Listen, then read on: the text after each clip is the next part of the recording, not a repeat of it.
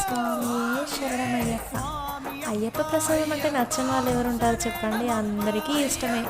కానీ అసలు జనవరి డిసెంబర్ ఈ టైంలో అయితే అసలు అయ్యప్ప స్వామి మాల చాలా వరకు వేసుకుంటారు కదా. 41 days వాళ్ళు ఎంత నిష్ఠతో ఉంటారంటే పొద్దున్నే లేచి చల్లటి నీళ్ళతో స్నానం చేయడము, ఆ తర్వాత దేవుడికి పూజ చేసుకోవడము, ఇదంతా చేశాక 41 days తర్వాత వీళ్ళు మళ్ళీ శబరికి వెళ్ళి హరిహరసుతునికి వాళ్ళ మొక్కు సమర్పించుకొని ఇరుములు ఇప్పేసి అరవన్నం ప్రసాదాన్ని తీసుకొస్తారు. సరే ఇదంతా మీకెందుకులేండి, కానీ అయ్యప్ప ప్రసాదం అంటే ఎంతమందికి ఇష్టమో కామెంట్ చేయండి.